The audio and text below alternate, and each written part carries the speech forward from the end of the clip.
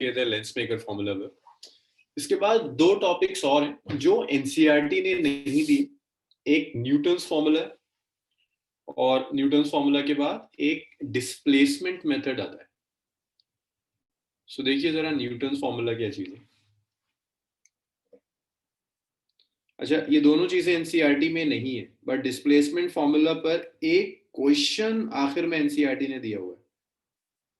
तो मैं Newton's formula तो डिराइव नहीं करा पाऊंगा, लेकिन क्योंकि डिस्प्लेसमेंट मेथड के ऊपर एक न्यूमेरिकल एनसीईआरटी में है, तो डिस्प्लेसमेंट मेथड मुझे जरूर डिराइव करना होगा।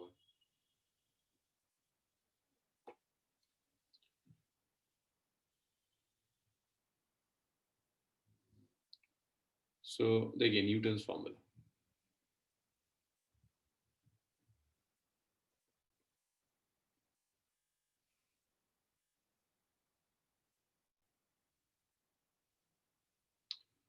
सो आपको एक लेंस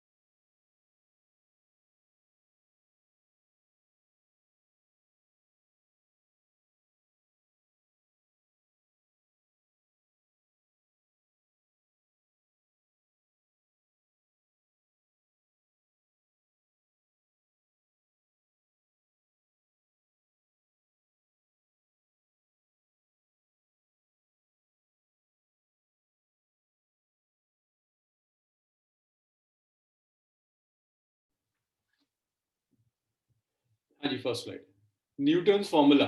सनाउल न्यूटन्स फॉर्मूला नाम, ये भी न्यूटन ने दिया था, इसलिए न्यूटन्स फॉर्मूला। सो आपको एक कॉन्वेक्स लेंस दिया है।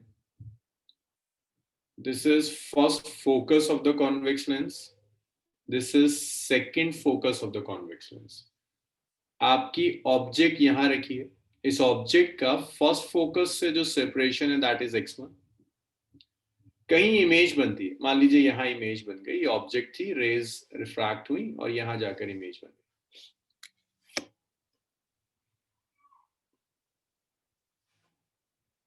ये इमेज बन गई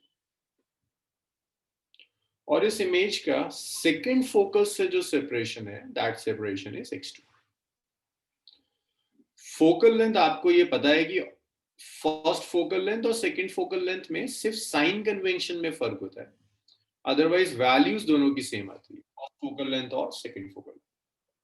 तो ये न्यूटन्स फॉर्मूला बेसिकली ये बताता है कि अगर आप इन दोनों, x1 is distance of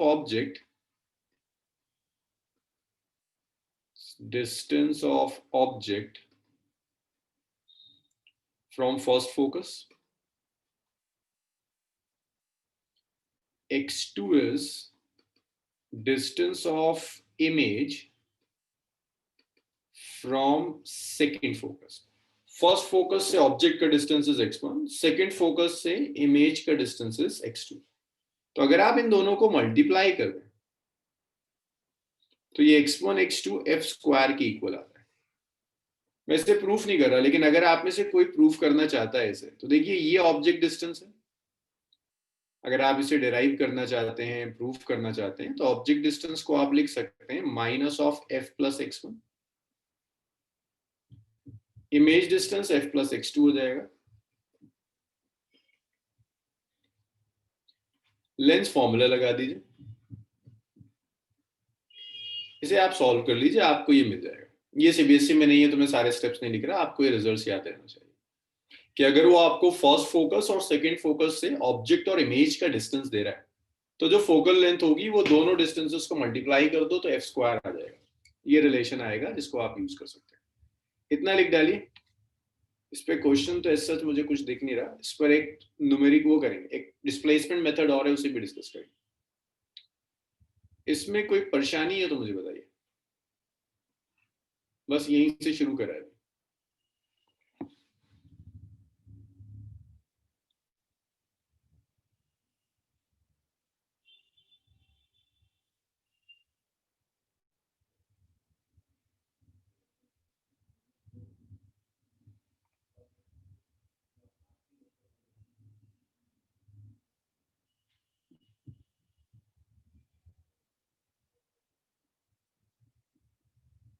okay,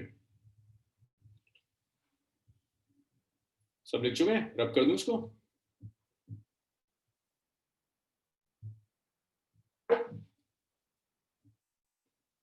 next topic देखिए।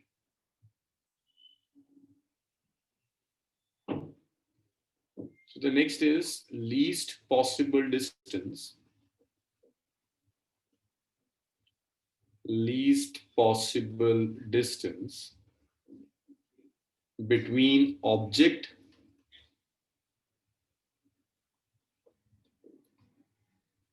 and its real image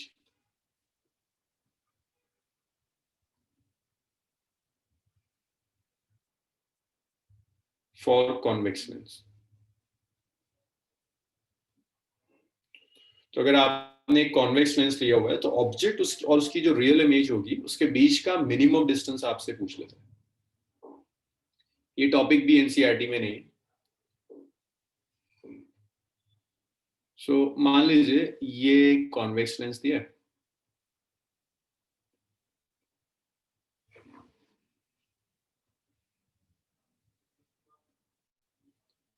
this is optical centre, this is object. मैं ऑप्टिकल सेंटर को O1 लिख देता हूं मैं। रिफ्रैक्ट हुई और यहां कहीं जाकर इमेज बन गई, ये इमेज बन गई। ऑब्जेक्ट और इमेज के बीच में जो डिस्टेंस है that distance is D.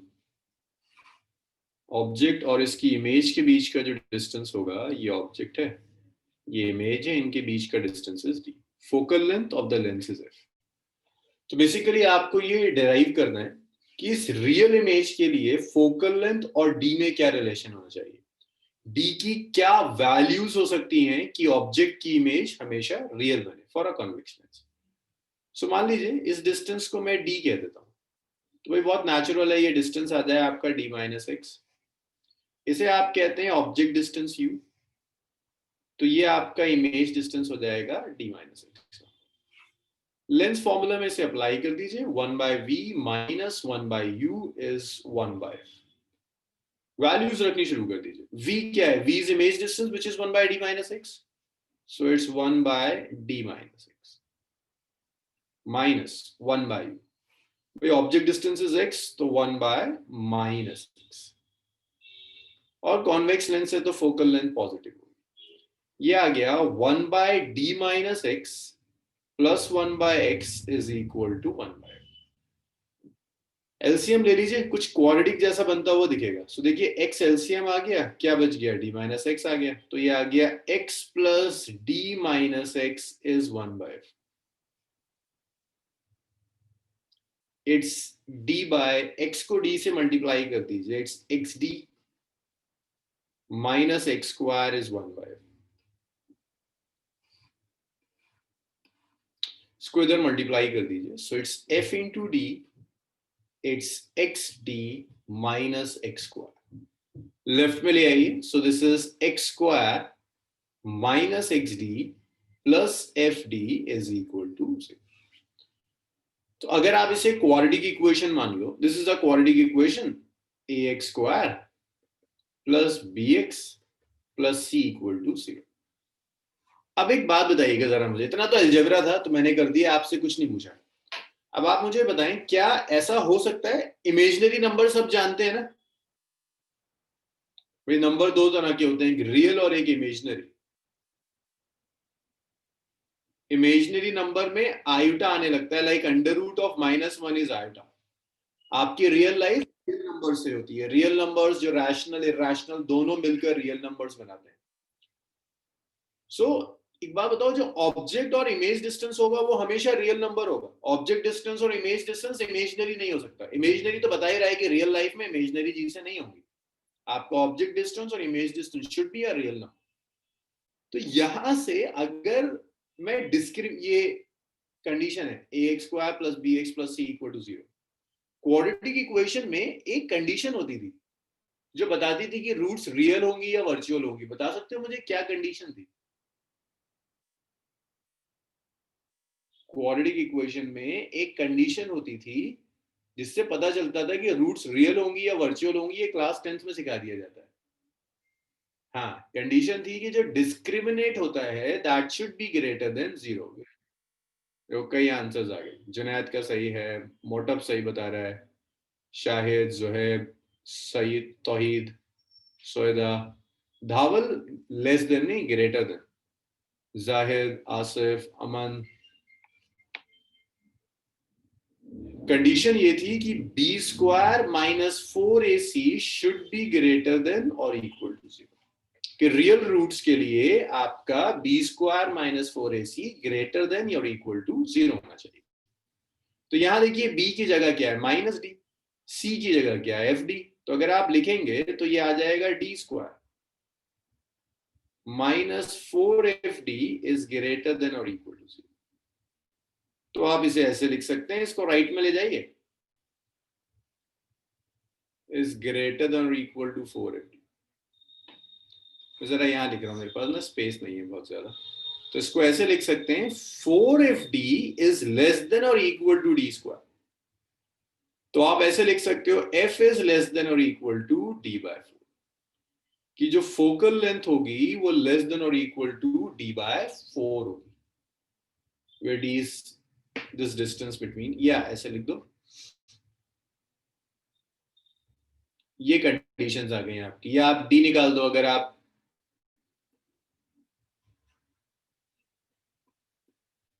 Square से d को कैंसिल कर दें तो आपको ये मिल गया d इज ग्रेटर देन और इक्वल टू 4f। कि अगर आपको कॉन्वेक्स लेंस से रियल इमेज चाहिए तो ऑब्जेक्ट और इमेज के बीच में जो डिस्टेंस होगा या तो वो 4f होगा या 4f से ज्यादा होगा। तो जो मिनिमम डिस्टेंस आ जाएगा वो मिनिमम डिस्टेंस इज 4f। एक बार और सुन लीजिए, इसमें आपको करना क्या था। कॉन्वेक्स लेंस दे दिया, फोकल लेंथ दे दी, कहता है ऑब्जेक्ट और इमेज में मिनिमम डिस्टेंस कितना होगा ऑब्जेक्ट और इमेज के बीच में, कि आपकी जो इमेज बने वो इमेज रियल। ऑब्जेक्ट और इमेज के बीच में मिनिमम डिस्टेंस कितना होगा कि आपकी जो इमेज बने वो इमेज रियल। तो वो मिनिमम डिस्टेंस निकल कर आया 4f। अगर ऑब्जेक्ट और इमेज के बीच के डिस्टेंस 4f है या 4f से ज्यादा है तो आपकी जो इमेज बनेगी वो इमेज रियल होगी। इससे कम अगर डिस्टेंस हो गया ऑब्जेक्ट और इमेज में तो हर हाल में कॉन्वेक्स वर्चुअल इमेज बनाएगा। चलिए भाई लिख लीजिए इतना और मुझे बता दीजिए इसमें अगर कोई परेशानी। खदीजा, कॉन्वेक्स के लिए कैलकुलेट करके देखना हो, कॉन्केव के लिए सेम नहीं आ रहा। इनफैक्ट ये इस तरह के रिजल्ट्स कॉन्केव के लिए वैलिड ही नहीं है। आप सॉल्व करोगे तो आपको दिखेगा कॉन्केव के लिए ऐसा कुछ नहीं होगा। तो अगली जो भी 2-3 चीजें हम पढ़ेंगे वो सब सिर्फ कॉन्वेक्स के लिए है, कॉन्केव के लिए नहीं।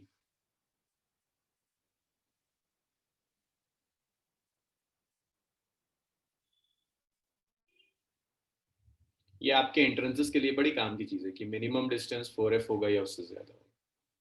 अगर आप इतना लिख चुके हो तो मुझे बताइए, इतना लिखिए, आराम से लिखिए और फिर बताइए मुझे इतना हो जाए।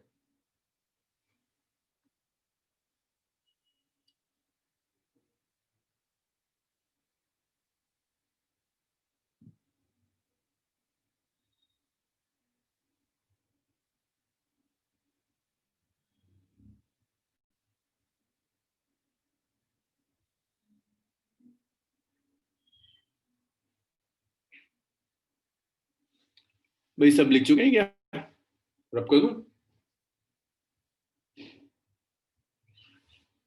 चलिए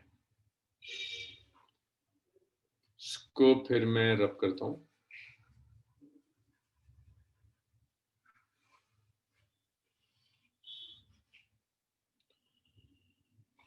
अब एक मेथड और आता है जिसे कहते हैं displacement method for convex lens, जिससे आप कॉन्वेक्स लेंस की फोकल लेंथ आसानी से कैलकुलेट कर सकते हैं. सो this is focal length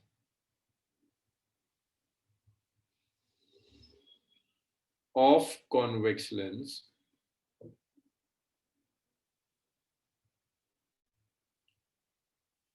bye displacement method. Displacement method का नाम कहीं भी एनसीईआरटी ने यूज नहीं किया, लेकिन एक क्वेश्चन एनसीईआरटी में दिया है जो डिस्प्लेसमेंट मेथड पर ही बेस्ड है, डिस्प्लेसमेंट से ही हो पाता है. तो इसलिए आप ये नहीं कह सकते कि ये सिलेबस में नहीं है, इसमें क्वेश्चंस आ सकते हैं. सो डिस्प्लेसमेंट मेथड क्या कहता है? डिस्प्लेसमेंट कहता है कि if d is greater than 4f, अगर आपका d ग्रेटर देन 4f है, ये सारा डिस्कशन आगे का तभी वैलिड होगा जब d ग्रेटर देन 4f है. देन फॉर 2, और d लिख लीजिएगा, it's separation between object and screen.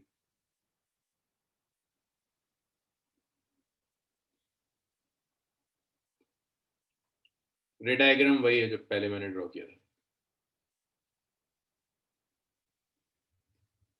Object और स्क्रीन के बीच का जो डिस्टेंस है, that distance is d.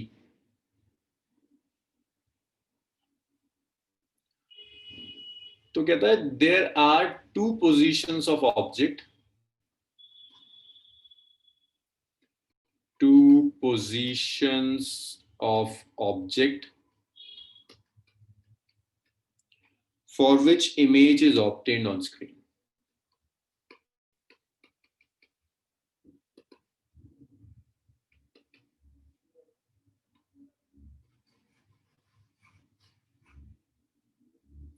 Calculation थोड़ी सी सेम है इसलिए मैं रब नहीं कर रहा.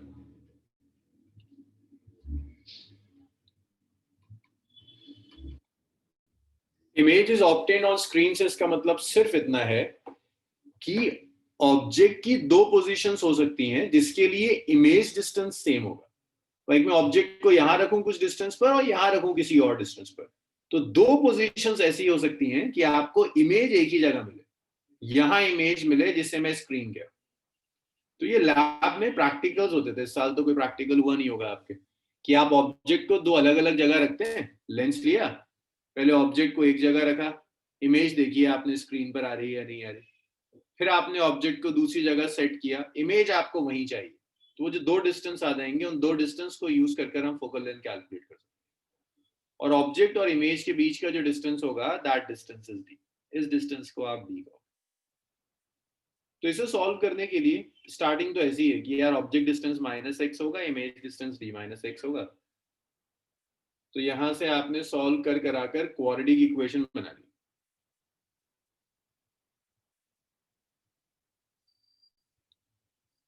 यहां तक तो लिख लेना यार, ये पूरा दोबारा होगा, मैं सब रब कर दूंगा, फिर हम कैलकुलेशन स्टार्ट करेंगे. यहां तक तो सेम रहेगा, इतना लिख लीजिए.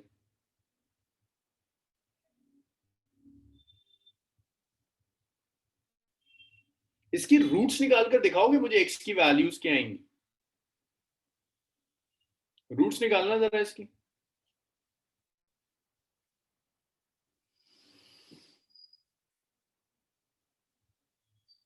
इतना क्वाड्रेटिक तो सबको आता होगा, जरा रूट्स निकाल के दिखाओ उसकी कितनी आ रही है.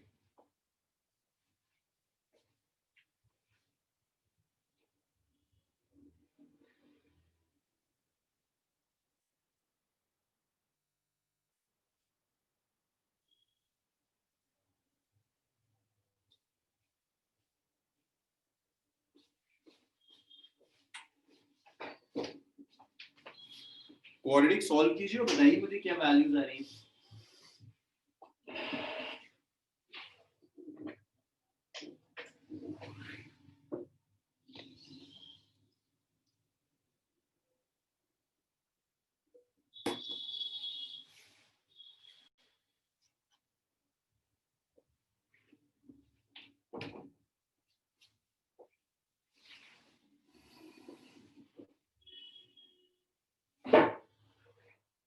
यस, धावल का सही है। धावल एक एफ मिस कर दिया आपने ना 4 के साथ।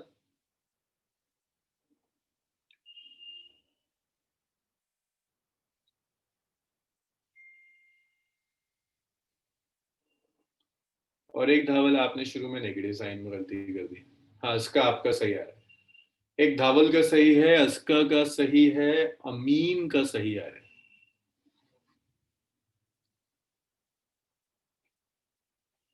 अमीन का सही है।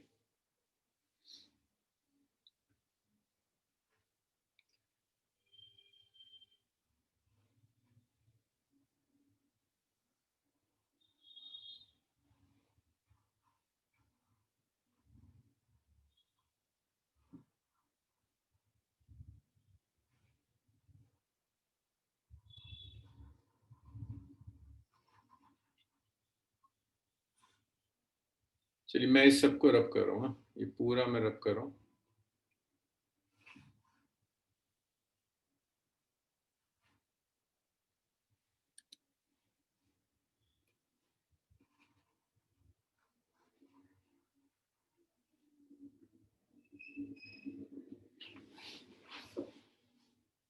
अमन, स्वेदा।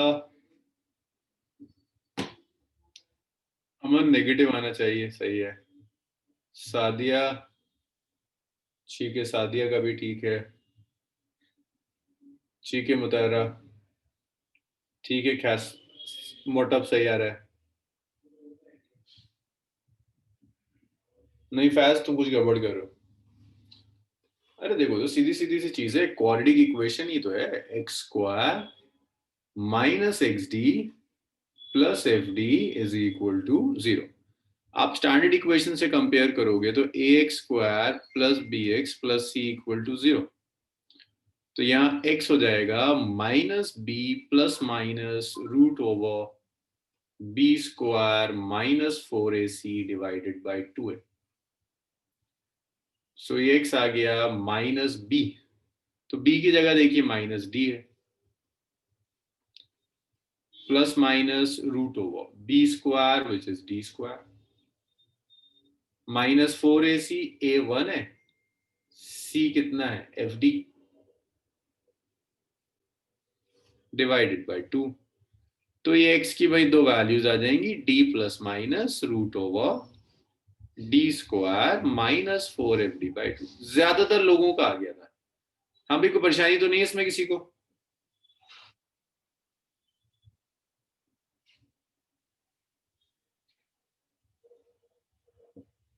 ओके। अब इसमें आप दो केसेस डिस्कस कर सकते हैं।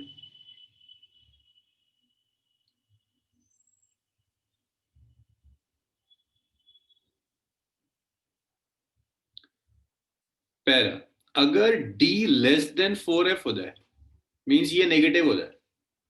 d इज 4f का मतलब है अगर d square minus 4fd less than 0 हो जाए। मुझे बताओगे अगर ये लेस देन 0 हो गया तो रूट्स कैसी होंगी, रियल या इमेजिनरी?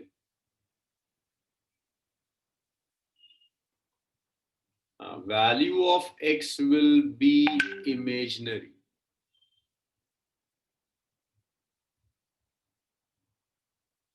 x की वैल्यू इमेजिनरी हो जाएगी। अगर ये लेस देन 0 है तो x इमेजिनरी आएगा आपका। अगर x इमेजिनरी है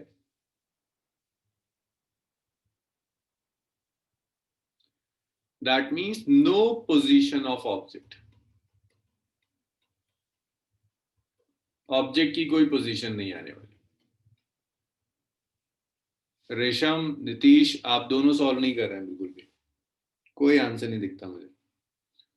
दूसरा हो सकता है कि डी स्क्वायर -4fd। अच्छा, आप कर रही हैं तो आंसर्स देखें मुझे रेशम। D square -4fd is 0। तो ये जो डी स्क्वायर होगा that's equal to 4fd। This square will cancel this D. तो यहां से आपका एक ये कंडीशन हो सकती है कि अगर आपका f d4f के इक्वल है, अगर ये दूसरी कंडीशन।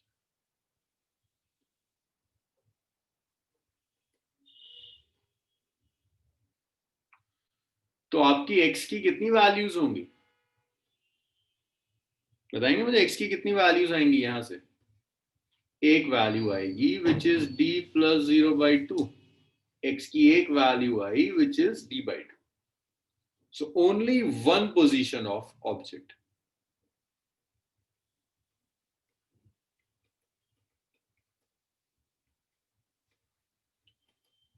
ऑब्जेक्ट की सिर्फ एक सिंगल पोजीशन आएगी जिसके लिए इमेज रियल हो.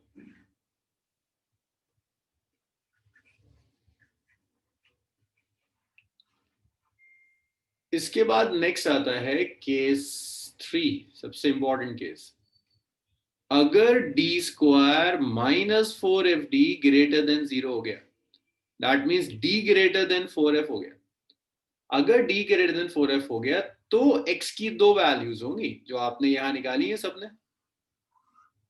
ये रूट्स तो तभी आते हैं ना जब ग्रेटर देन. तो x की एक वैल्यू आएगी d plus root over D square -4fd/2, और दूसरी वैल्यू आएगी, एक को मैं x1 लिखता हूं, एक को मैं x2 लिखता हूं, d minus root over D square -4fd/2.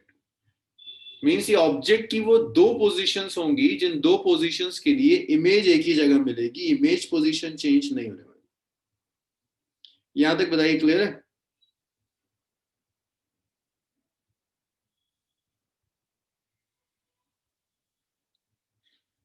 तो मैं फिर लिख रहा हूं, for to positions of lens x1 and x2, image is obtained on screen. Means आपकी इमेज रियल होगी. लेंस को आप दो अलग अलग जगह पे रख दो तो आपकी जो इमेज मिलेगी वो इमेज आपको स्क्रीन पर ही मिलेगी. ये दो बता रहा है कि एक x1 पर रख दो लेंस को और x2 पर रख दो. मीन्स ऑब्जेक्ट डिस्टेंस एक जगह x1 हो जाएगा, एक जगह x2 हो जाएगा. आपको इमेज स्क्रीन पर मिलेगी. इतना लिख लीजिए, फिर इसमें कुछ चीजें और डिस्कस करते हैं जो ऑब्जेक्टिव्स में आती है. कुछ क्वेश्चंस हैं जो मैं इसी थ्योरी में डिस्कस करता चला जा रहा हूं.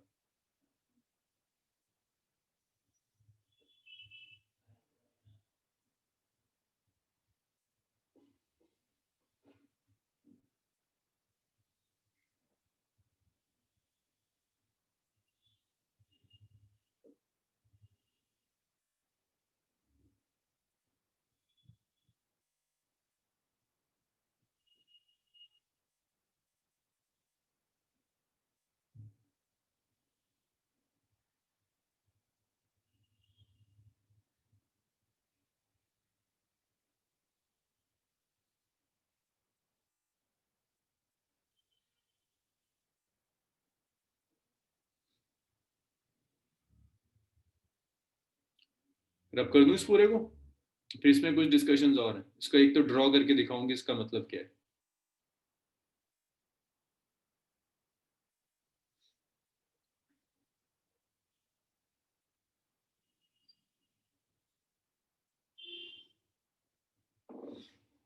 अब देखिए एनसीईआरटी ने जो क्वेश्चन दिया है डिस्प्लेसमेंट मेथड पर, उसमें क्या पूछा. भाई मैं रब कर रहा हूँ, सबने लिख लिया ना? जुनैद, नीतीश, धावल,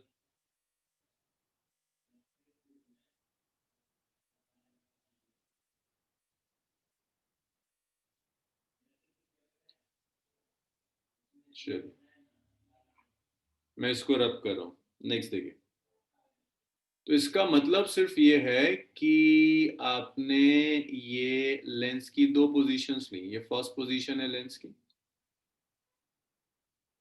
ये आपकी ऑब्जेक्ट है.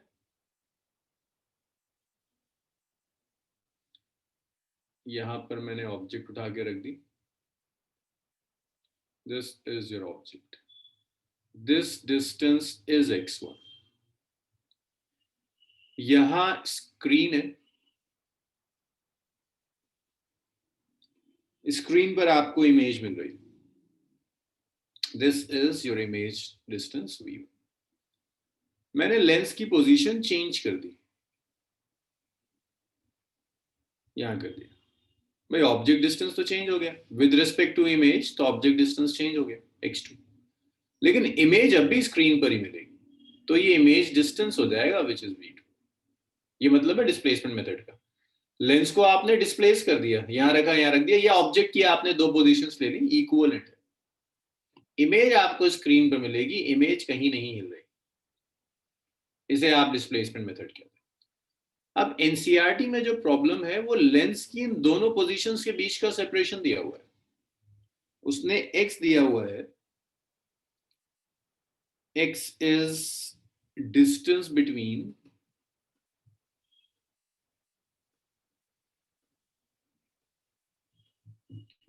two positions of lens। मुझे बता सकते हो x1 x2 v1 v2 इन सब की टर्म्स में x कैसे आएगा? लेंस की दोनों पोजीशंस के बीच का डिस्टेंस x है, आप बता सकते हैं मुझे x कैलकुलेट कैसे होगा x1 x2 की टर्म्स में? हाँ, v की टर्म्स में भी आ जाएगा, x1 x2 की टर्म्स में एक स्वयं अस्का x1 x2 की टर्म्स में बता दो, x1 x2 की टर्म्स में बताओ, v1 v2 की टर्म्स में नहीं। स्वेदा का सही है, दानिश का सही है, सादिया का ठीक है, अस्का का ठीक है, मुटब, अमान, मुतहरा, जाहिद, सनाउल, खतीजा, चलो गुड, ये सब सही कर रहा है। अनीका का भी सही है, खतीजा का, फैज का भी सही है।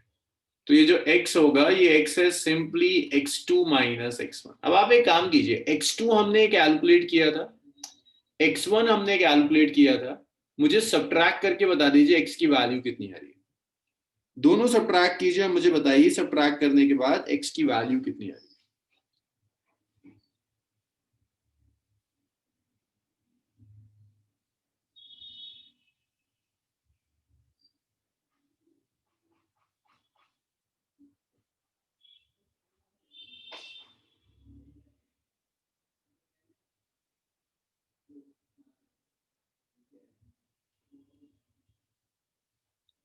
x2 x1 दोनों की वैल्यूज पता है आपको, जो सब्ट्रैक्ट करके बता दीजिए क्या है।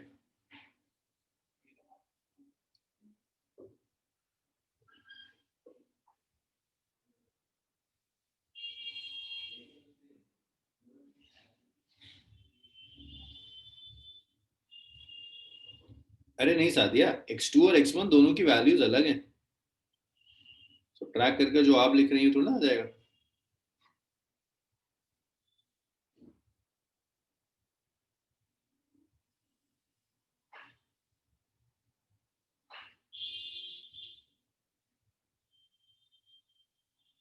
हाँ, अमीन का कुछ ठीक है,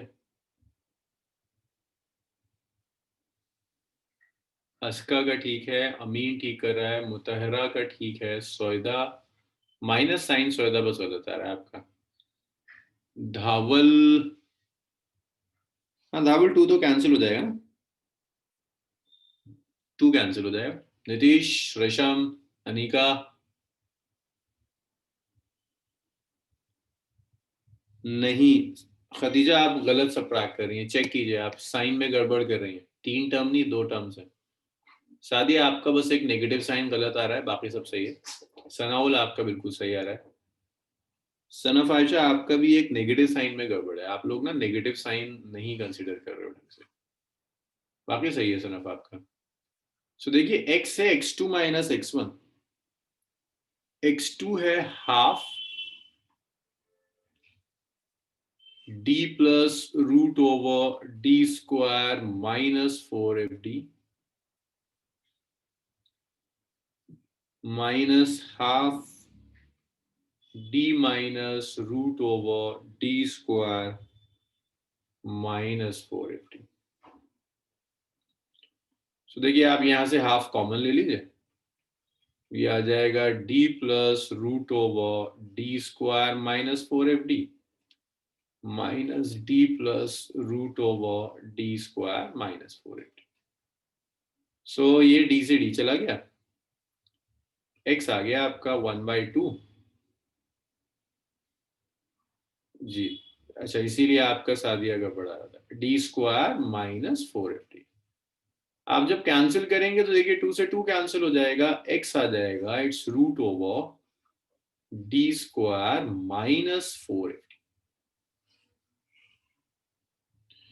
ये x की वैल्यू है root over D square minus 4fd। यहां से आप x कैलकुलेट कर सकते हैं।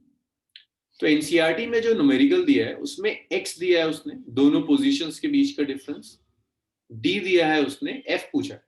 तो आप यहां से एफ निकाल सकते हैं, स्क्वायर कर दीजिए वो दोनों साइड्स पर। तो ये रिलेशन आपको याद होना चाहिए, x square is D square minus 4FD। 4FD आ गया, it's D square minus X square. F is d square minus x square is 4। Lens formula से ही तो निकाला है सनाउल हमने, लेकिन यहां तक आते आते आपके 15 मिनट निकल गए, एग्जाम में भी 15 मिनट चले जाएंगे अगर आप एंट्रेंस में से याद नहीं करते।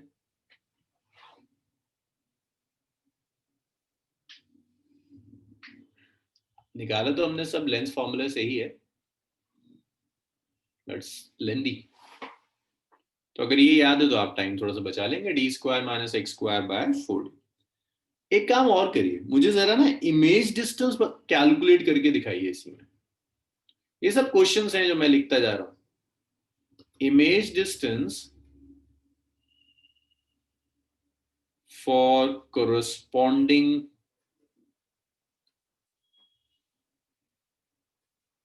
object position। सो जैसे v1 हो जाएगा, v1 को लिख सकते हैं आप d माइनस u1, यही देख लो। ये जो डिस्टेंस है ना, ये पूरा ऑब्जेक्ट और स्क्रीन के बीच का डिस्टेंस, जैसे d कहते हैं। तो d में से अगर आप u1 मीन्स x1 निकाल दें, u1 का क्या मतलब है x1, तो आपको v1 मिल जाएगा। u1 का मतलब है x1। जरा कैलकुलेट करिए तो मुझे जरा सबट्रैक्ट कर बताइए कितना आ रहा है।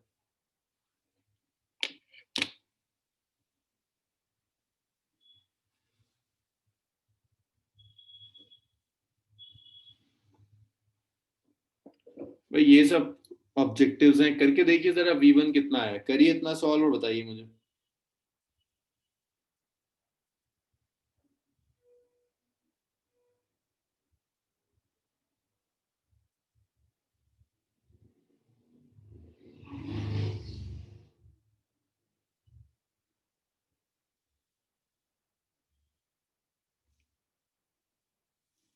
करिए करिए इसे सब्ट्रैक्ट और बताइए मुझे v1 कितना आ रहा है।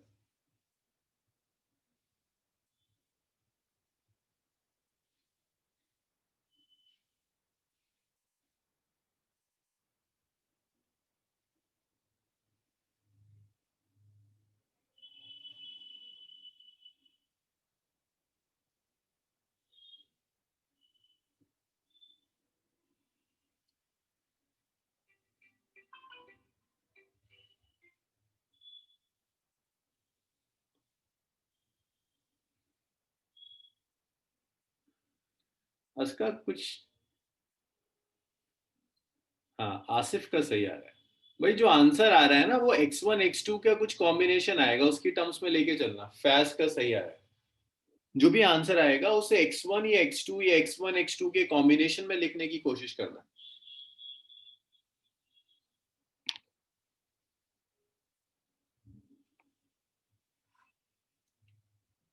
हाँ सादिया अब ठीक है। उसका सौदा आपका आंसर सही है, उसे x1 x2 की टर्म्स में लिखने की कोशिश कीजिए। हाँ मोटअप सही आ रहा है। हाँ उसका सही है बिल्कुल। आंसर जो भी आएगा ना उसे x1 x2 की टर्म्स में लिखने की कोशिश कीजिए।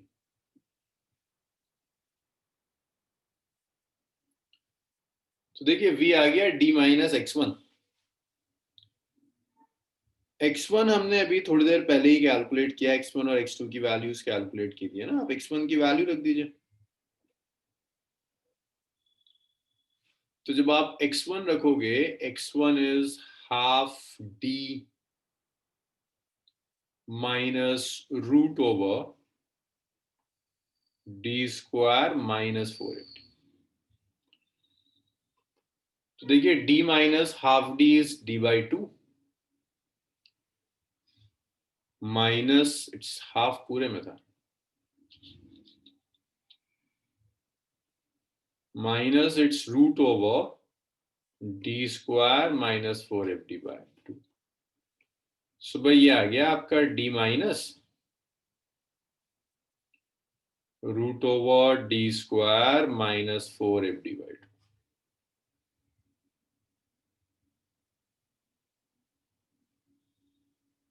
प्लस हो जाएगा, सॉरी।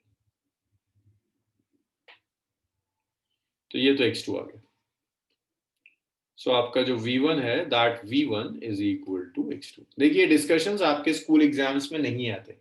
स्कूल एग्जाम्स के लिए तो ये भी नहीं पूछा जाता, फिर भी मैं बहुत सेफ साइड चल रहा हूँ।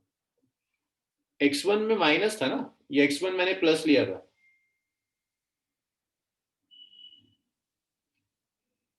x1 में प्लस लिखा था मैंने।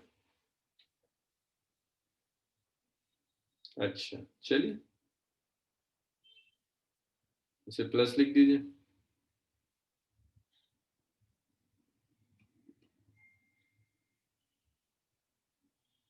ठीक है, x2 आ जाएगा। इसी तरह से जब आप v2 लेंगे ना, जब आप लिखोगे v2 को d माइनस x2, तो वो आपको x1 के इक्वल मिल जाएगा। तो ये एंट्रेंसेस के लिए कुछ रिजल्ट्स हैं जो आपको याद होने चाहिए।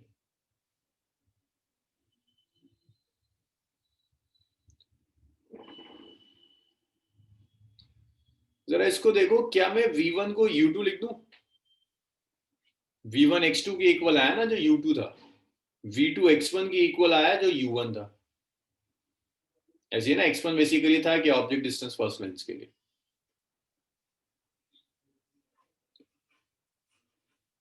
अच्छा, एक काम और करिएगा जरा, जरा मैग्निफिकेशन पर भी यहाँ एक क्वेश्चन आता है, मैग्निफिकेशन भी देख लीजिए। लेंस के मैग्निफिकेशन का फॉर्मूला याद है किसी को?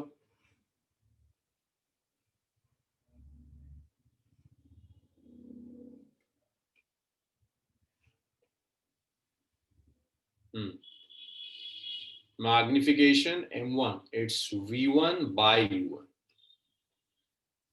शायद ये हाफ दोनों के साथ है ना, d माइनस d/2 हो जाएगा शायद।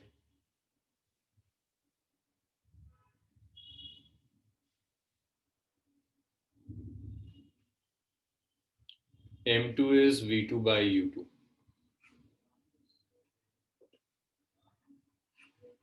जरा कोई मुझे बताएगा, अगर मैं इन दोनों मैग्निफिकेशंस को मल्टीप्लाई कर दूं, m1 m2 कर दूं, और ये कॉन्सेप्ट अगर आपको याद है, बताओगे मुझे m1 m2 कितना आ रहा है? ये कॉन्सेप्ट अगर आपको याद है और वो आपसे ऑब्जेक्टिव में m1 m2 पूछ लेता है, मुझे बताओ कितना आएगा। तौहीद का सही है, अस्का का ठीक है, और सादिया का ठीक है, अमन का गलत है। अमन साइन, बस साइन में गड़बड़ है, बाकी सब सही है। सौदा सही है, जाहिद सही है। हाँ, अमन अब सही है। आसान सा है, देखो भाई, जुहेब का भी ठीक आ रहा है। जैद, अरे नहीं जैद गलत कर रहे हो, खदीजा गलत कर रहे हो। अमीन का ठीक है।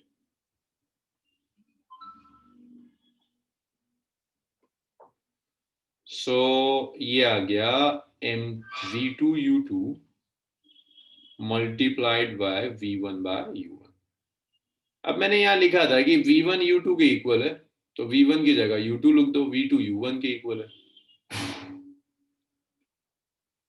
v1 की जगह u2 लिख सकते हो भाई, ये तो बन आ जाएगा।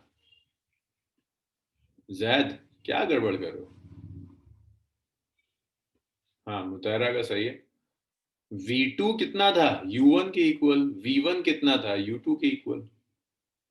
तो ये m1 m2 1 के इक्वल आ गया, कि मैग्निफिकेशन का जो प्रोडक्ट है वो प्रोडक्ट 1 के इक्वल हो जाएगा। लिखिए इतना, फिर आगे बढ़ेंगे।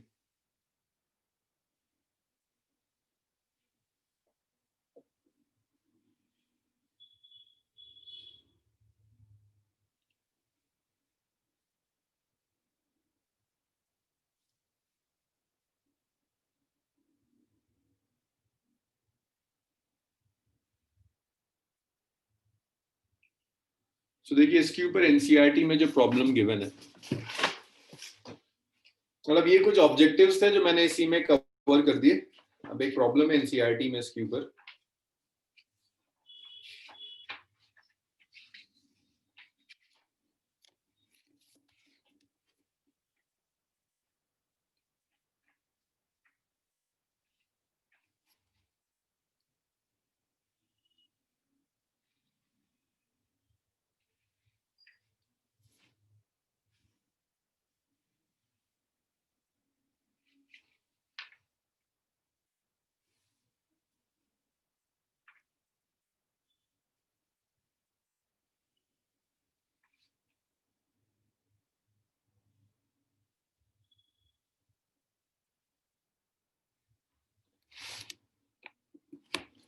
हाँ, ये क्वेश्चन है एनसीईआरटी का।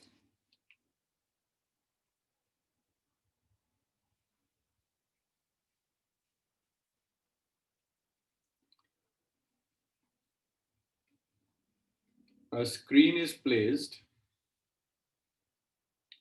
90 centimeter from an object.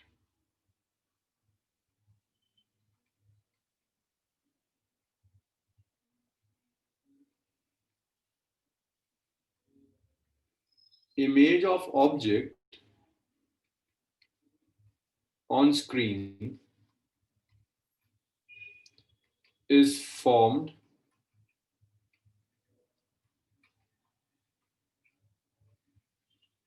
by convex lens at two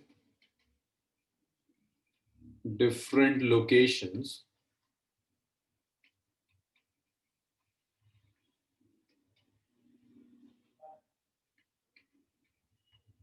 separated by 20 centimeter.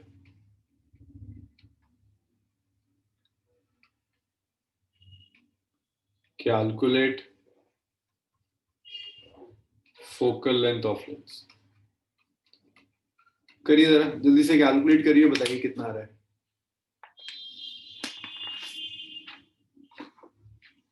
अब तो ये बहुत सीधा साधा है।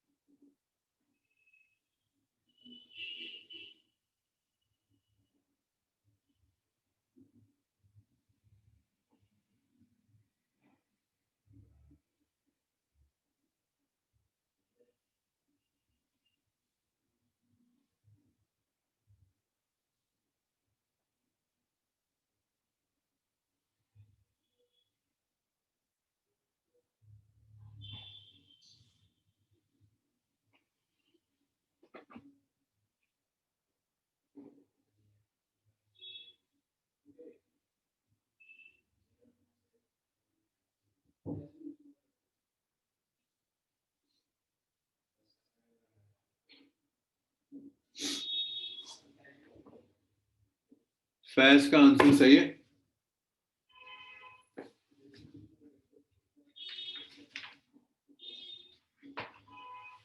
फैज ठीक कर रहा है, खतीजा आप कुछ गलत कर रही हैं। अमीन का ठीक है, अस्का का ठीक है, खतीजा कुछ गड़बड़ है, आप गलत कर रही हैं।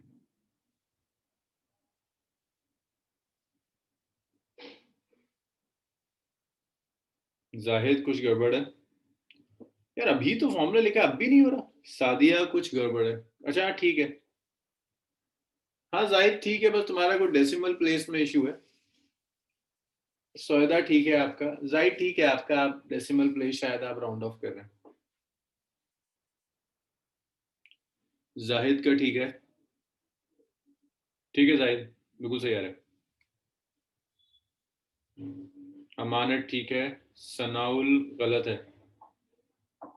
सनाउल देख लो, जो तुम टाइप कर रहे हो वही है जो लिखा है तुमने, कैलकुलेट किया है। आयशा गड़बड़ है आंसर। साकिब सही आ रहा है।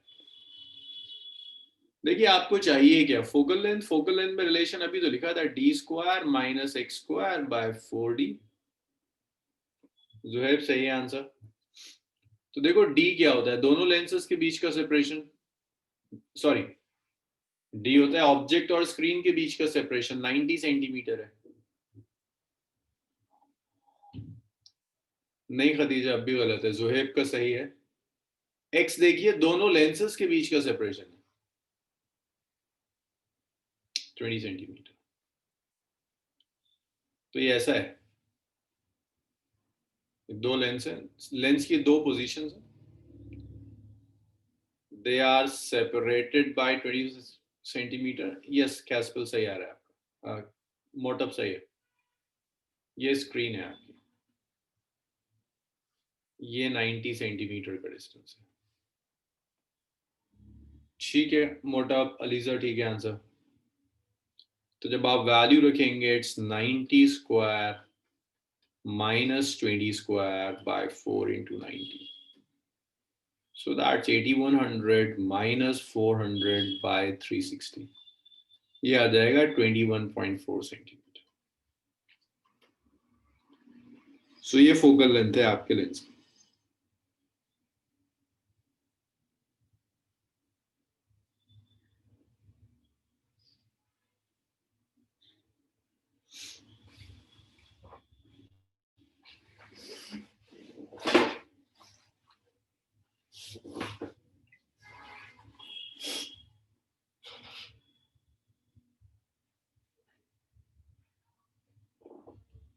हाँ मानत, और लेंस फॉर्मूला से अगर आप करेंगे ना, तो जितना मैंने डिराइव कराया आपको एफ तक, वो सारा डिराइव करना पड़ेगा। जितनी डेरिवेशन मैंने आपको कराई है यहाँ तक, क्वाड्रेटिक इक्वेशन बनाई, रूट्स निकाली, सबट्रैक्ट किया, एक्स लाए, फिर एफ कैलकुलेट किया, वो सारी पूरी कैलकुलेशन कीजिए, फिर वैल्यू रखिए। तो जो डिराइव कराया पहले आप वो डिराइव करेंगे, फिर आप वैल्यू रखेंगे।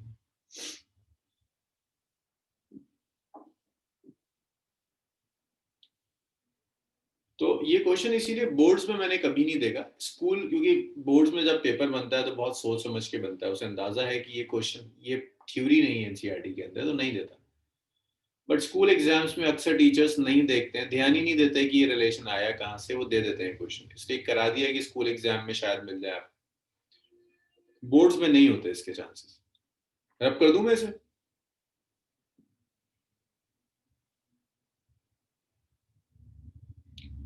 चलिए, तो भाई एक सिंगल लेंस से रिलेटेड जो कुछ भी हो सकता था आपके जेई तक के लिए, वो सब करा दिया। अब कॉम्बिनेशन ऑफ लेंसेज है, अगर मैं दो लेंस या दो से ज्यादा लेंसेज कंबाइन करूं, तो देखो कई तरह के कॉम्बिनेशन आते हैं। एक वो कॉम्बिनेशन होते हैं जिसमें लेंस बैक टू बैक रखते हैं, एक वो कॉम्बिनेशन होता है जिसमें लेंस हम दूर रखते हैं। दोनों कॉम्बिनेशंस के रिलेशंस अलग हैं, फॉर्मूले अलग हैं। तो पहले हम कॉम्बिनेशन ऑफ लेंस कह रहे हैं जिसमें लेंस बैक टू बैक रखा।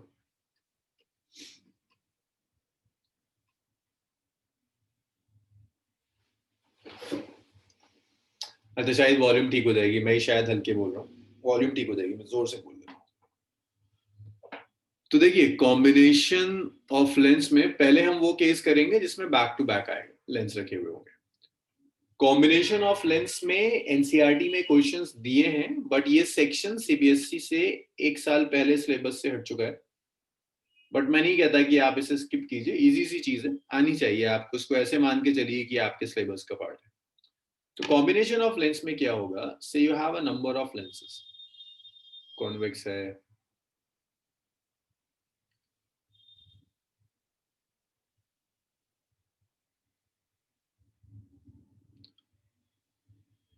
एन लेंसेज हो सकते हैं, और कोई जरूरी नहीं कि सिर्फ कॉन्वेक्स हो, कॉन्केव भी हो सकते हैं।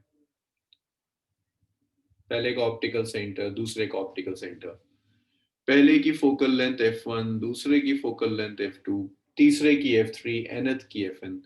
तो आप कर क्या सकते हैं, इन सारे लेंसेज को हटाकर एक सिंगल लेंस से रिप्लेस कर सकते हैं।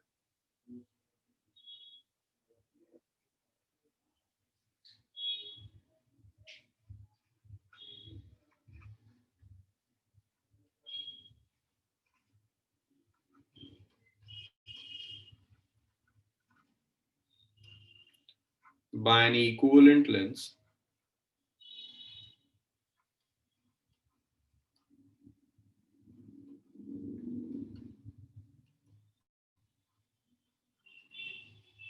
और इक्विवेलेंट लेंस की focal length is F equivalent, और इक्विवेलेंट लेंस की पावर इज पी इक्विवेलेंट। तो आप ऐसे लिख सकते हो 1/f इक्विवेलेंट जो होगा that is 1/f1, 1/f2, 1/fn। तो ऐसे आप f इक्विवेलेंट लिखेंगे 1/f1 plus 1/f2 plus 1/fn up to 1/fn। यहां से आप इक्विवेलेंट फोकल लेंथ निकालेंगे। अब इसमें एक चीज का ख्याल रखना है, अगर इनमें से कंबाइन जिन लेंसेज को कर रहे हो कोई कॉन्केव लेंस है,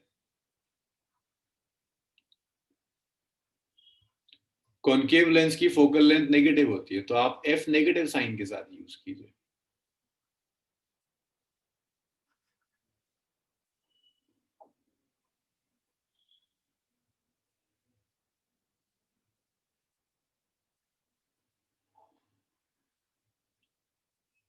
फोकल लेंथ को नेगेटिव साइन के साथ यूज कीजिए अगर आपको कॉन्केव गिवन है बीच में। ऐसे ही आप पावर लिख सकते हैं, इक्विवेलेंट पावर होगी हर लेंस की पावर को आप ऐड करते चले जाइए, n टाइम्स तक पावर को आप ऐड कर दीजिए, इक्विवेलेंट पावर होगी। हर लेंस की जब आप मैग्निफिकेशन लेंगे इक्विवेलेंट, तो यहां सारी मैग्निफिकेशन मल्टीप्लाई हो जाएंगी। तो जो इक्विवेलेंट मैग्निफिकेशन होगा that's m1 m2 mn, n मैग्निफिकेशंस को मल्टीप्लाई कर दीजिए, सारी मैग्निफिकेशंस लेते जाइए और उन्हें मल्टीप्लाई कर दीजिए, वो इक्विवेलेंट मैग्निफिकेशन दे देगा। अब इसमें कुछ चीजें आप डिसाइड कर सकते हैं कि जो इक्विवेलेंट लेंस है वो कन्वर्जिंग या डाइवर्जिंग होगा। तो इक्विवेलेंट लेंस आपका कन्वर्जिंग होगा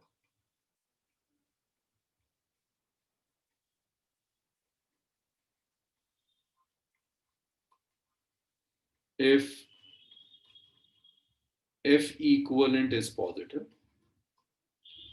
और इक्विवेलेंट लेंस आपका डाइवर्जिंग होगा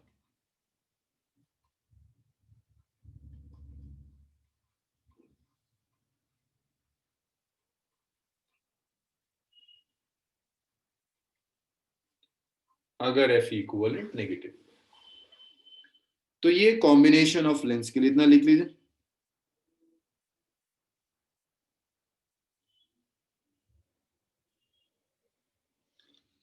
एक चीज और याद रखिएगा, अगर f इक्विवेलेंट इनफाइनाइट आ जाता है तो कभी कभी ना ये टर्म मिलता है, अब लेंस जो है वो ना कन्वर्ज करेगा ना डाइवर्ज करेगा, तो लेंस एक स्लैब की तरह बिहेव करना शुरू कर देगा।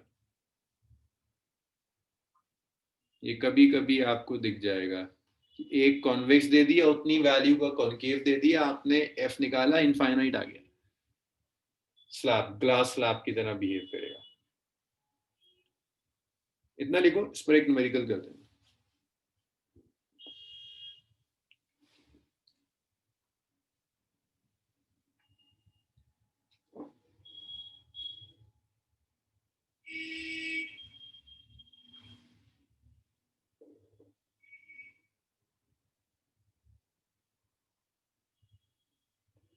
इतना लिख लीजिए तो बताइए सर, अब करते हैं।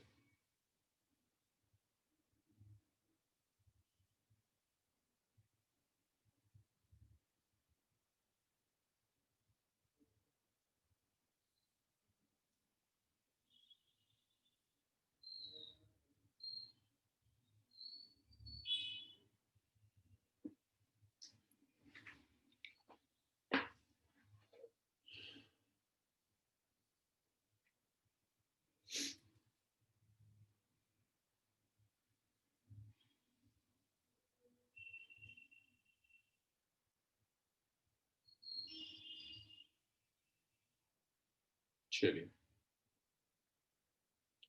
जी अमान, कहीं कहीं कॉन्केव आया तो 1/f को कम कर देगा, 1/f कम करने का क्या मतलब है? f कम होगा या बढ़ जाएगा? अमान,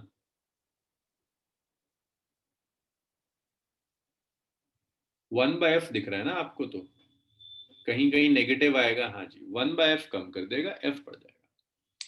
ये सबने लिख लिया है तो मैं इसको रब कर रहा हूं।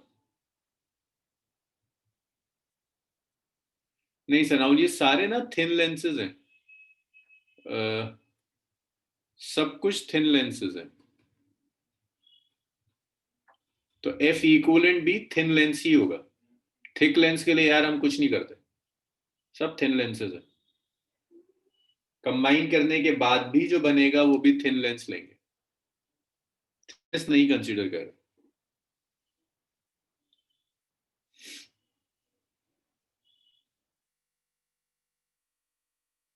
नहीं सनाउल, हम इसी, हाँ प्रैक्टिकली तो जिसको हम थिन कह रहे हैं वैसा कुछ एग्जिस्ट ही नहीं करता। लेकिन हम थ्योरी ऐसी डेवलप करते हैं, पहले आइडियल केसेस के लिए करते हैं, फिर जब रियल लाइफ में आते हैं तो कुछ एरर्स आते हैं, फिर उन एरर्स को कैलकुलेट कर कर ऐसे लिख देते हैं आइडियल केस प्लस माइनस जो एरर आया आपका। तो फिलहाल हम सिर्फ ये पढ़ रहे हैं, ये सिलेबस का पार्ट नहीं है, इसलिए मैं ये थिक वाली चीजें नहीं करा रहा, सिर्फ आपको आइडियल केस करा रहा हूँ।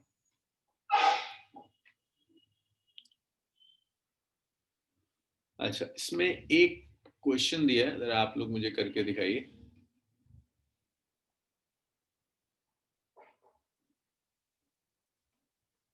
An object is placed, ये सीरीज का सबसे इजी क्वेश्चन है, at 20 centimetre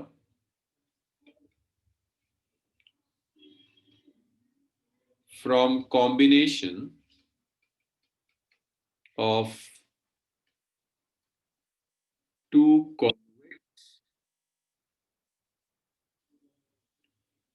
and one concave lens of focal length 10 centimeter, 5 centimeter and minus 20 centimeter. Calculate first part. Image distance for combination.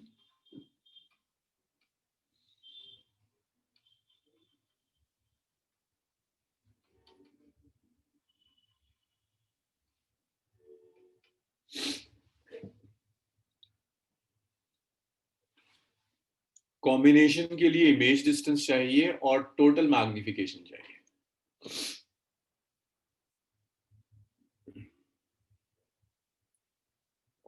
एक काम और कर देना, पहले फर्स्ट पार्ट में ये कैलकुलेट कर देना इक्विवेलेंट फोकल लेंथ, फिर इमेज डिस्टेंस निकालना।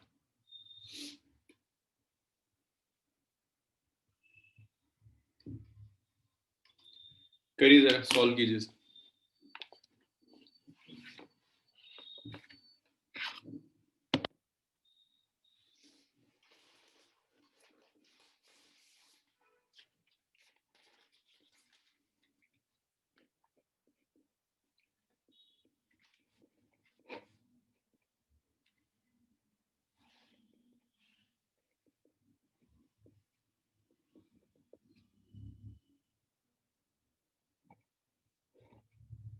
ठीक है सादिया।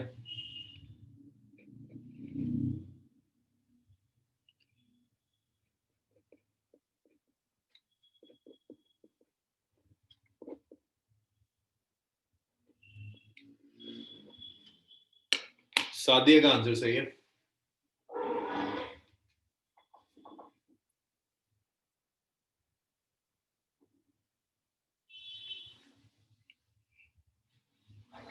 अमीन का ठीक है।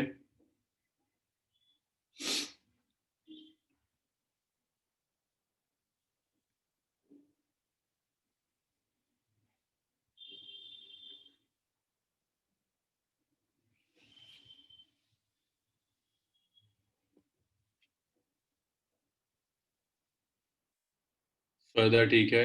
मोमिना ठीक है। तौहीद ठीक है। फर्स्ट तौहीद, साइन कन्वेंशन देखो, साइन कन्वेंशन तुम्हारा साइन गलत आ रहा है तौहीद। इब्राहिम साइन गलत है, अस्का ठीक है, खदीजा गलत आ रहा है, मुतहरा ठीक है, शाहिद ठीक है,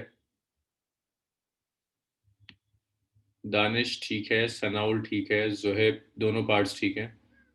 ठीक है दानिश, यू ठीक आ रहा है। खतीजा गलत आ रहा है। जाहिद गलत है। अस्का सही है सेकंड पार्ट। मुतहरा का भी सही है। अमन गलत कर रहे हो। शान ठीक है। अलीजा का ठीक है। सनफ आयशा का ठीक है। आयशा मान ठीक कर रही हैं। अरशद का ठीक है। आसिफ गड़बड़ कर रहे हो। दानिश ठीक है। राशिद ठीक है दोनों पार्ट्स। अमीन सही है। उज़मा सही है। फर्स्ट पार्ट कैसे गलत हो रहा है नहीं समझ में आ रहा। फर्स्ट तो बड़ा सा सीधा साधा है यार। भाई देखो। अच्छा, एम देखना पड़ेगा। ठीक है राशिद सही आ रहा है। अमन अब भी गड़बड़ है यार। देखो 1/f1, 1/f2, 1/f3। तो देखिए 1/f1 आ गया 1/10 प्लस 1/5 माइनस 1/20। ठीक है 4 सेंटीमीटर एंड 5 सेंटीमीटर ठीक है बिल्कुल। 4 और 5 आंसर्स हैं। एफ इक्वलेंट 4 है और वी 5 है। अमन क्यों कॉन्वेक्स का नेगेटिव लेंगे? कॉन्वेक्स की फोकल लेंथ तो पॉजिटिव होती है। कॉन्वेक्स की फोकल लेंथ क्यों नेगेटिव लेंगे आप?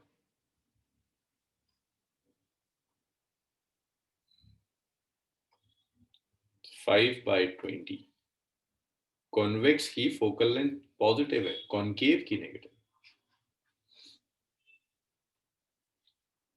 तो एफ इक्विवेलेंट आ गया 20/5। कैंसिल कर दीजिए 4 सेंटीमीटर। v जब आप कैलकुलेट करेंगे 1/v minus 1/u is 1/, so 1/v u is minus 20 is 1/4. तो 1/v is 1/4 plus 1/20।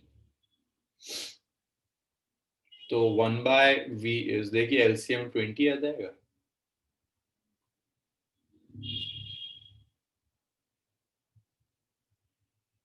-20 है ना। सो 1/v आ गया 4/20, 5। v आ गया 5 सेंटीमीटर। ज्यादातर लोगों का सही था। इसमें कोई डाउट है? कुछ ऐसी गलती कर रहे हैं जो ना समझ में आई हो के बाद भी, जिन लोगों का गलत आ रहा था?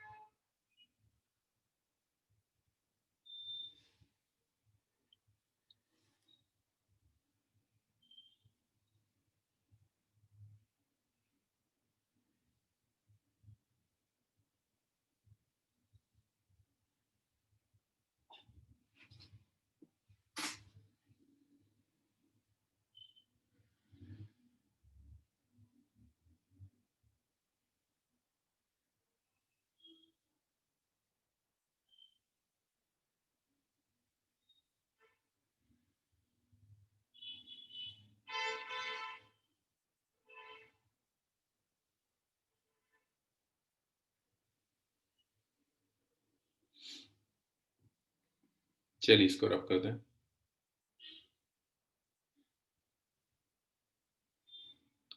ये तो फॉर्मूला बेस्ड था।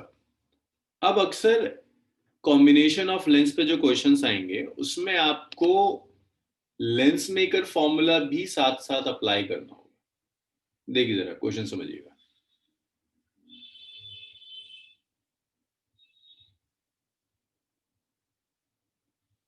आपको यहां मैंने दो लेंसेज दिए हुए हैं, बैक टू बैक रखें,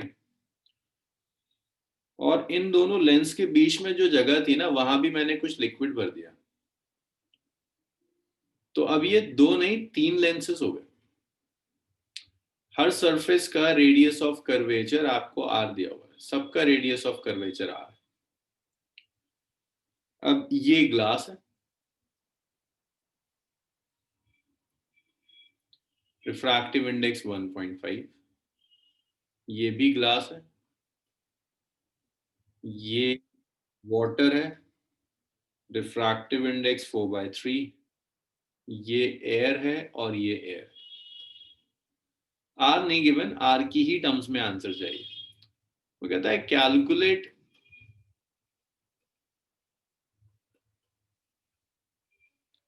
फोकल लेंथ ऑफ कॉम्बिनेशन।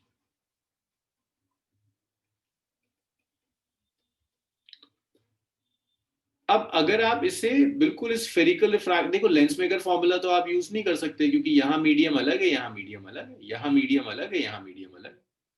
एक तरीका तो बहुत लेंदी है कि स्फेरिकल रिफ्रैक्टिंग सरफेस चारों सरफेस के लिए लगाओ और ऐड सब्ट्रैक्ट करना शुरू करो, दैट्स अ लेंदी मेथड। आसान तरीका ये है, consider this system as three lenses, lens number 1 of glass, lens number 2 of water, lens number 3 of glass. Consider this system as three lenses.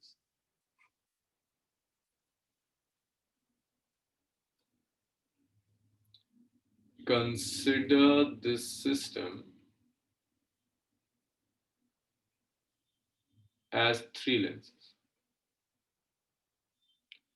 तीन लेंसेज का system मान लीजिए। तो देखो तीन लेंस होंगे क्या, अब उसमें ये इसको भी जब तुम लेंस बना रहे हो ना तो ऐसे लेते हैं, लेंस 1 ग्लास का लेंस है एयर में,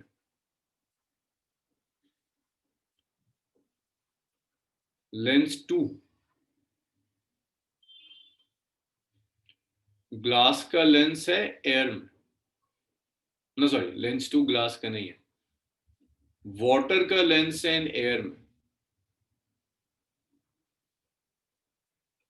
इसी से आप N1 N2 डिसाइड करेंगे। तीसरा लेंस 3 ग्लास का लेंस है एयर में। नहीं तौहीद, हर किसी को ऐसे एज्यूम करो कि सब एयर में रखे थे और तुमने कंबाइन कर दिया, कॉम्बिनेशन ऑफ लेंस तभी लगा पाओगे कि ये पहला एयर का लेंस था, ग्लास का लेंस था एयर में रखा हुआ, ये दूसरा वाटर का लेंस था, तीसरा ग्लास का लेंस था एयर में, इन तीनों को कंबाइन कर एक सिंगल लेंस बना दिया। इसकी फोकल लेंथ f1 आएगी कुछ, मान लीजिए इसकी f2 है, इसकी f3 है, तो जो इक्वलेंट फोकल लेंथ होगी that will be 1/f1 plus 1/f2 plus 1/f3। लेकिन F1 F2 F3 के लिए तुम्हें लेंस मेकर फॉर्मूला लगाना होगा, जैसे पहले के लिए लेंस मेकर फॉर्मूला लगाओ और मुझे बताओ कितना आ रहा है F1। चलो शुरू हो जाओ, मैं नहीं करूंगा सॉल्व से। F1 बताओ कितना आ रहा है लेंस मेकर फॉर्मूला के, आर आ रहा है। चलिए और देखो किसी और का आंसर आया, अस्का का तो कुछ आया।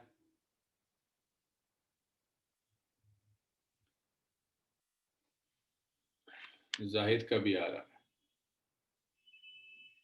राशिद का भी आ रहा है।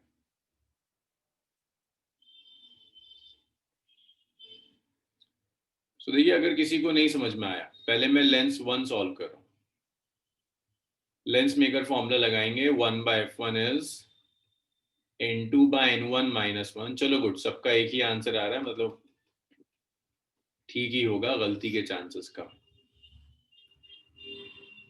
तो जब आप फर्स्ट लेंस के लिए लगाएंगे, ग्लास का है refractive index 1.5 by air 1 -1 1/r1 which is 1/r minus of 1/r plus 1/r। So 1/f1 is 0.5 into 2/r, 1/f1 is 1/r, f1 is r, very good, f1 आ गया। ऐसे ही आपको लेंस 2 का निकालना होगा, ऐसे ही आपको लेंस 3 का निकालना होगा। चलिए f1 आ गया, f2 बताइए मुझे कितना आ रहा है।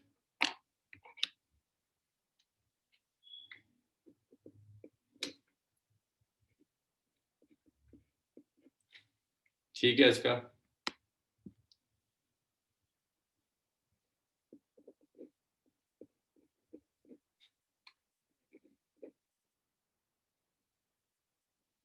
इसका जरा एक बार चेक करना, अब कुछ गड़बड़ तो नहीं है।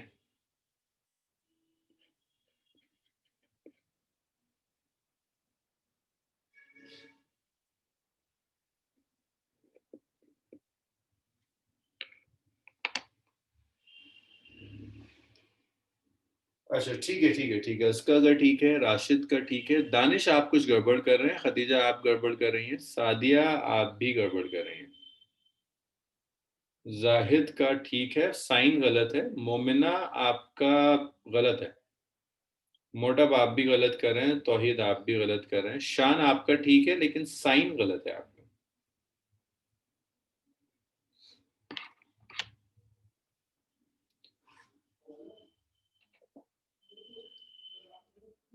3r/2 है, चलिए मैं इसको सॉल्व कर देता हूँ।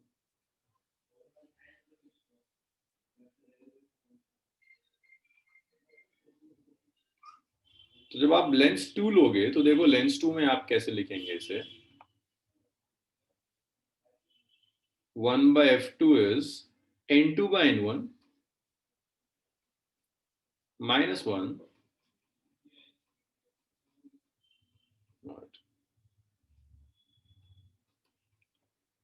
n2 is 4/3, so that's basically 1.3 -1, 1/r1 -1/r2 is -2/r. So जब आप इसे सॉल्व करेंगे f2 comes out to be r minus r/0.66, हाँ वही जो आपका 3r/2 आ रहा है माइनस r/0.66। अच्छा 1.5r भी आ जाएगा माइनस, राइट, ठीक है ठीक है। अब जब आप f इक्वलेंट कैलकुलेट करोगे तो आप जस्ट 1/f1,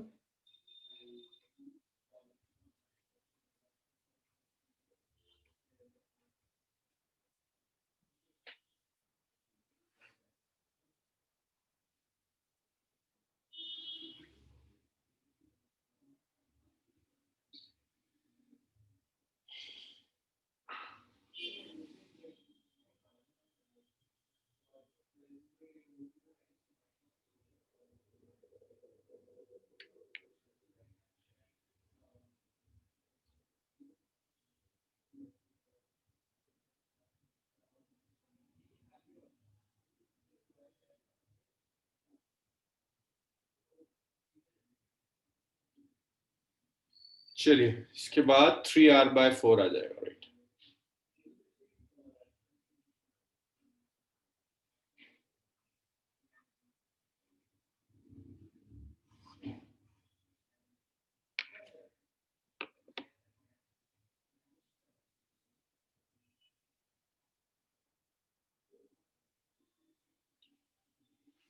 चलो भाई आज इसे हम यही छोड़ेंगे, 3r/4 हो गया। बस छोटा बहुत कुछ बचा हुआ है, छोटी छोटी चीजें हैं जो आपके स्कूल एग्जाम्स में नहीं आती हैं, आपके एंट्रेंसेस के लिए काम की चीजें, तो कल मॉर्निंग जो 10:30 क्लास होती है इसे वाइंड अप करेंगे from Monday onwards, optical instrument and dispersion, the last topic of ray optics. So बहुत करीब है हम सिलेबस कंप्लीशन के।